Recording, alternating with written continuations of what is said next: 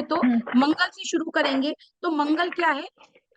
ये सब जानते हैं कि मंगल क्या है। मंगल जो है ना वो लॉजिक का कारक है। और दूसरा, लॉजिक का कारक क्यों है मंगल? क्योंकि उसमें क्या है कि अगर आप मंगल को थोड़ा डीप में करेंगे ना, तो वो किसको रिप्रेजेंट करता है? वो हनुमान जी को रिप्रेजेंट करता है, वो नरसिंह अवतार को रिप्रेजेंट करता है, वो कार्तिकेय जी को रिप्रेजेंट करता है। तो आप सबकी लाइफ में देखिए ना कुछ लॉजिक है। जैसे भगवान नरसिंह ने में डुअलिटी है, उन्होंने जो अपना रूप लिया था वो कितना उन्होंने क्रूशल रूप था। और कार्तिकेय जी ने पैदा होने के 7वें दिन ताड़का को मारा। हनुमान जी हैं, उनकी तो हर चीज लॉजिक से ही है कि वो उनका हवा में उड़ना, जो अष्ट सिद्धियां हैं उनको ऐसी मिल गई नहीं, हर चीज में लॉजिक है उनकी।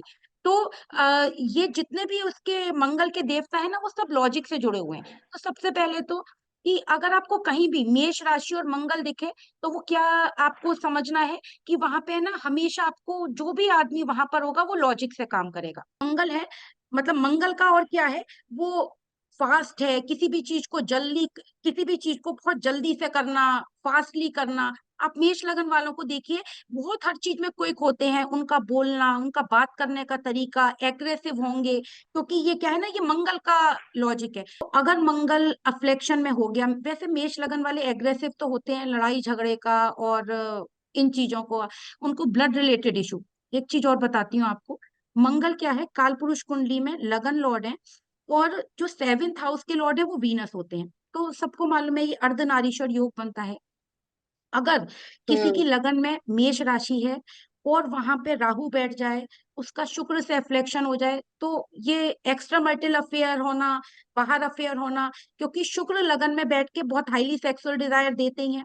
और अगर वो आदमी ऐसा करता है तो उसको ऐसी बीमारी होती है, कहीं उसको राहु देख लें, कहीं उसको सैटर्न देख लें, कि वो है ना लाइलाज बीमारी होती है, अगर मेष लगन की कुंडली है। दूसरा, अब जैसे अगर आपको किसी की पर्सनैलिटी देखनी है तो मंगल सूर्य है, तो वो क्या होगा, वो एकदम, जैसे आप कोई हॉरोस्कोप आई, अगर आपको मेष लगन देखा आपने, और मान लीजिए मंगल है या नहीं है, तो आप उसको क्या बोलेंगे? आपको जिम जाने का शौक, आईब्रोज में अगर कहीं केतु का इम्पैक्ट आ जाए तो आईब्रो कट होंगी, बाकी ड्रेसिंग सेंस उसका बहुत अच्छा होगा, ड्रेसअप बहुत अच्छा होता होगा, कभी मोटा नहीं होगा वो, क्योंकि मंगल के लोग कैसे होते हैं, पतले होते हैं। तो अगर मेष लगन के लोग कैसे होंगे, वो पतले होंगे, आईब्रोज उनकी बनी हुई होंगी, बाल बिल्कुल उनके सेट होंगे, वो मोटे नहीं होंगे, जिम जाने का मतलब वर्कआउट करने का, या स्पोर्ट्स में, मतलब स्पोर्ट्स में जिम जाने का।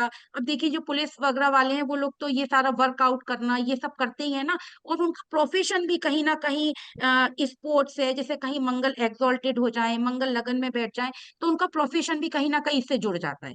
तो मेष लगन वाले की आपको पर्सनैलिटी डिस्क्राइब करनी है, तो आप उसकी पर्सनैलिटी इस तरह डिस्क्राइब कर सकते हैं। आरती जी बताइए, ठीक है? हाँ, मेष लगन वालों की वैसे हाइट ना कम होती है, 5'7", 5'8" हाइट होती कम, है हाँ, इनकी, ज्यादा हाइट। हाइट कम, हाँ हाइट कम होती है। सैटर्न वालों की हाइट अच्छी होती है, मेष लगन वालों की कम होती है, पर उनका बिल्कुल जो फिगर होगा ना, दूर से ही दिख जाते हैं ये मेष लगन हाँ वाले। हाँ, ये तो है। उनका बोलने का तरीका, पॉइंट टू पॉइंट बात करते हैं, बिल्कुल फालतू की बात नहीं करते। अब उसमें देखिए जैसे बुद्ध आ भेड़ का जाए। सर होता है ना, जैसे बकरे का सर होता है, भेड़ का सर होता है, थोड़ा प्रोमिनेंट होता है हाँ, इनका ना, जो प्रोमिनेंट फोrehead होता होता है ना है, हाँ। बहुत प्रोमिनेंट होता है। इनकी हाँ। आईब्रोज और इनके बाल ना जैसे हाँ। थोड़े गहरे गहरे से बाल होते हैं ना, हाँ, उस तरह से होंगे। गहरे होते हैं, कईयों के तो और बड़े, गुब्बारे बाल भी देखे हैं। हाँ, बड़े हम्म। प्रोमिनेंट होते हैं।